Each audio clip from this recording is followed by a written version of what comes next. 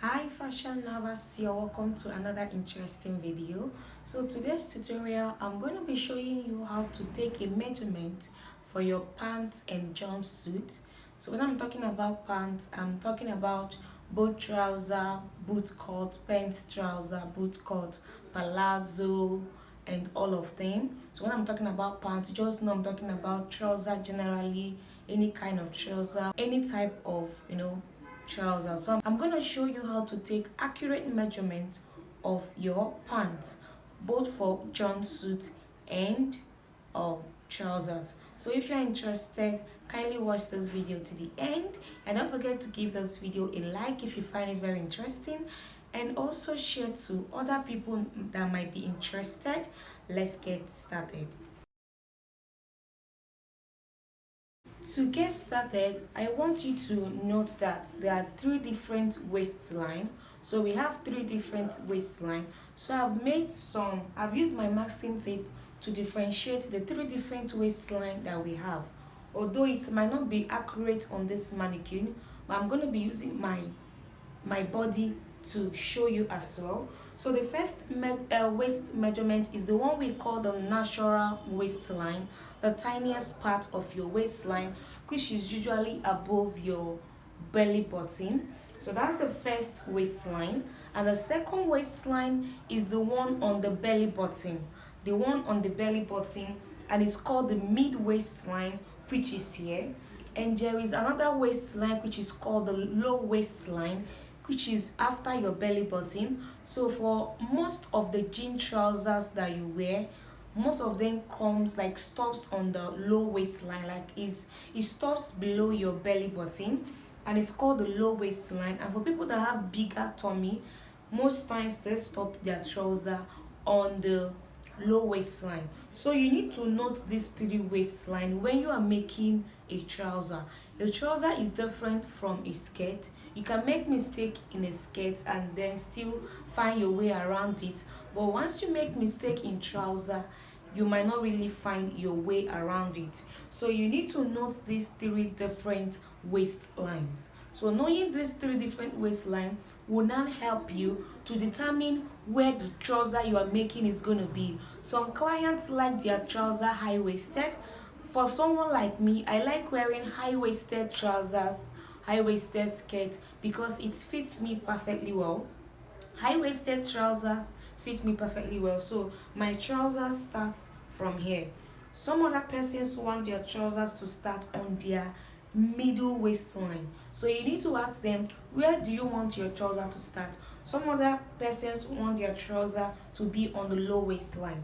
So if your client wants her trouser to be on the mid waistline and you started taking the measurement from the low waistline, the trouser will never fit, because as it's trying to like pull it to this point, the crowd should be so tight, it will never get to this point.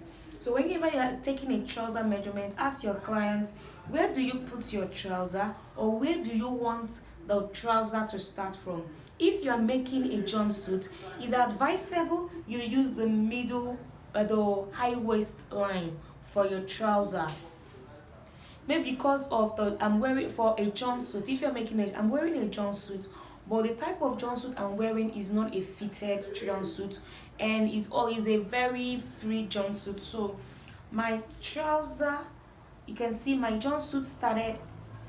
Let me just show you. I don't know if you can see that. So this is my high waistline. If you tint like this, you will get the high waistline, your high waistline. You can see my waistline started on that middle waistline. Can you see that? It started on the middle waistline, and here is my belly button. Here is my belly button. There is always a difference between the high waist and the belly button, maybe 2 to 2.5 inches difference. So here is my high waistline, here is my belly button, and here is my low waist. So let me just tie this. You can see it's the tiniest part of my waist. This is the tiniest part. You can see how it is. You can see it's the tiniest. That's the high waist, is the tiniest. Most jumpsuit starts from the high waistline. I usually advise people to start their jumpsuit on the high waistline. But then you can as well also start your jumpsuit from the middle waistline, which is here. From the middle waistline, some people when they're making their jumpsuit, they take the half length to this point, start their jumpsuit from this point, and then add a band to complement the space in between. They stop their half length somewhere here, start their jumpsuit from here, and then add a band, to complement their jumpsuit. So you can see that type of jumpsuit. Some other persons will take their half length to this point, to this middle waistline, and then start their jumpsuit from this point. So by the time they join it, they'll be able to sit perfectly well. So another thing is that if you're making a jumpsuit, please don't start a jumpsuit from the low waistline. It will never come out very well. You can start your jumpsuit from high waist preferably. You can also use the middle waist if you want, and then maybe increase the half length to this point, or then stop the half length and add a band. But don't start your jumpsuit from this middle low waist. It will not give you the perfect jumpsuit, or will not give you the perfect fitting that you desire. So I think I've done justice to this high, middle, and low waist. Someone actually told me to differentiate it for them, so it's very good. So if you know you are making a jumpsuit, you should know that, okay, my half length is stopping here, that means my trouser should start here, or my trouser is starting here, and I'm going to add a band to complement it. Or my half length is starting here, and my half length is stopping here, and my jumpsuit is starting from here. This is what we're going to help, so that by the time you make your jumpsuit, you'll be able to sit comfortably, you'll be able to do anything that you want to do. So now we'll go ahead to take our measurements. For a jumpsuit measurement, we are going to be taking the vertical measurement from shoulder to the bust point is 11, bust point 11.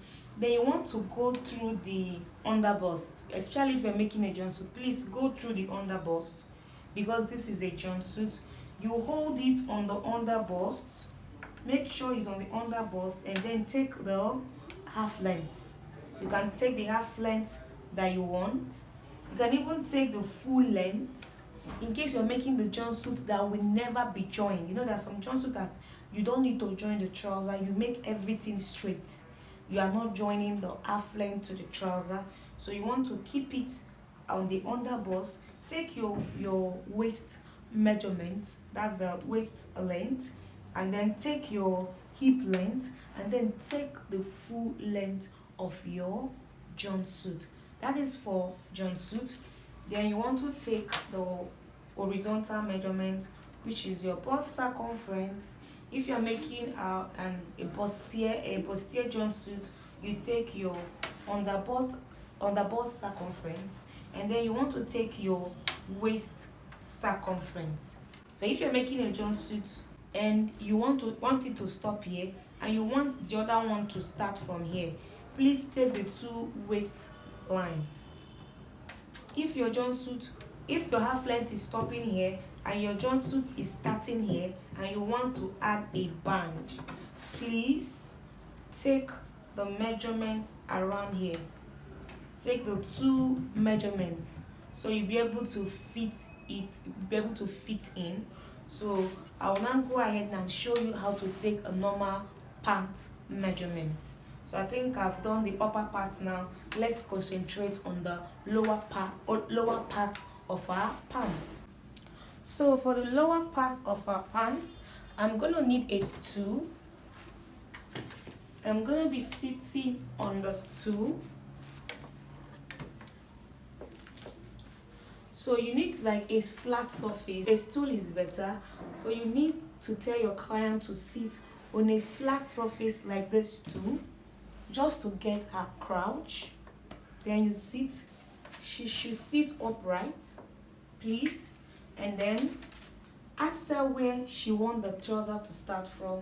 If she wants to start from the high waist, you have to put your tape on that waistline, which mine is here, and then you want to take it to touch the flat surface like this. You want to take it to stop on the flat surface. Did you see? I'm having mine as 12 inches. 12 inches. So because I'm using an high waist, I'm having my crouch as 12 inches. If I start my crouch length from the mid waist, it might decrease to 10 inches. It might decrease to 10 inches because I'm using the middle waist. My middle waist is around here, that's on my belly button.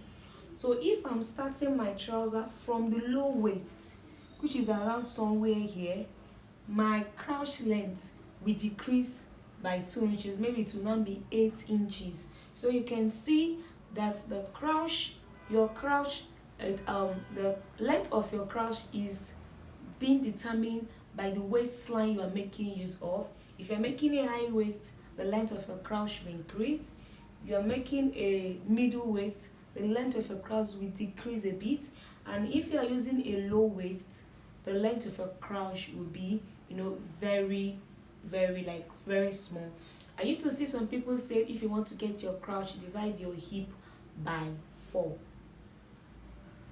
That dividing your hip by 4 will work if you are working with a low waist. And then when you now add like a band of 2 inches, you are getting it to a middle waist. But if you are using a high waist, you can't divide your hip by 4. It will not fall to this high waist. Your trouser will end up being somewhere here. So the best method is to take your client's crouch length. Another way to take your client's crouch length is from the point where the waistline that she's making use of, you take it straight to this point and make sure it meets around here. That's if you are very, you are very detailed enough to get it using this method. You try to get, did you see this point? You use your hand. Of course, your client have to be on trouser. If you are checking a trouser measurement, your client must be on trouser. So you check around here. You can make a map around here, then to get the crouch. Another way to get the crouch is by taking the full length of the trouser. Take the full length of the trouser, and then from this point, tell your client to keep the tape, to hold the tape at this point, and then you also take the full length. So you're going to subtract this length by the full length. Maybe the full length is giving you, let's say, 40 inches, and by the time you take from here to the down part, is giving you 30 inches. So the difference between it is 10 inches. That means the person's crouch is 10 inches. So this part is called the inseam measurement. When you keep the tape around here, tell your client to hold it, and then you measure to the length you want, and then come to this point from the waist you are working with, you measure to the length. So you subtract the inseam from the trouser measurement. It can be 10 inches, 12 inches, 9 inches. That become your crouch. So these are the ways you can get your crouch. But for me, the one I make use of is sitting on the flat surface. It also would do what? Will give you the same thing. So sit on the flat surface the way I'm sitting now, and then take your measurement. So I haven't gotten the crouch. You get the hip line. So also the hip line will also increase. If you're making use of a low waist, the hip line will be smaller. When you increase it to middle waist, the hip line will be a bit bigger. And when you take it to the high waist, the hip line would, will be longer. So from whatever waist you're making use of, you measure to the fullest part of the butt, and whatever thing you have, you mark to the fullest part of the butt. That becomes your hip line. So the next thing is to take tie. Some people use this tie. you can take your client's thigh measurement. Sometimes I don't make use of thigh, but for people that make use of thigh, you can measure the thigh measure. You can take the measurement. You can see the one I'm taking it, the thigh measurement of your client. Then another one is the knee measurement. Let me show you how to take the knee measurement. So when you want to take the knee measurement, you take it like this. Do you see the way I'm folding my leg? Don't take it straight. Don't take it straight. You take it like this. The client should be able to tint, like do the leg like this, so you'll be able to get the accurate knee. So to avoid by the time you're done sewing it, it will be too tight for the client. So you take it like this, and then the ankle now. The ankle measurement. If it is a very tight trouser and you want to add a zip to the down part, or some trouser that has zip on the down part, you can take the ankle measurement to be very fitted like this. Or if you are working with a stretchy fabric that is very stretchy, the fabric is very stretchy, you can use a ankle measurement like this. Take it tight like this. At least your leg will still pass. Your leg will still pass through. But then if you're making a normal trouser, you should take like this. You should take a measurement like this from the heel. Did you see? From the heel like this. So that is how you take your ankle measurement, so that your trouser will be able to pass, especially if you're making use of a normal fabric that is not stretchy at all. Did you see? So this is how you take your trouser measurement. I believe with this simple explanation of mine, you have you've understood how to take a trouser measurement. Trust me, it's very easy taking trouser measurement, and making trouser is also very easy. So let me know what video you would love to see. If I should make a series of trouser videos, jumpsuits, just let me know on the comment section. And if you have a question, drop your question on the comment section. Don't forget to like this video, subscribe to my YouTube channel, and thank you for being here. I hope you got value from this video. See you in my next tutorial. Bye.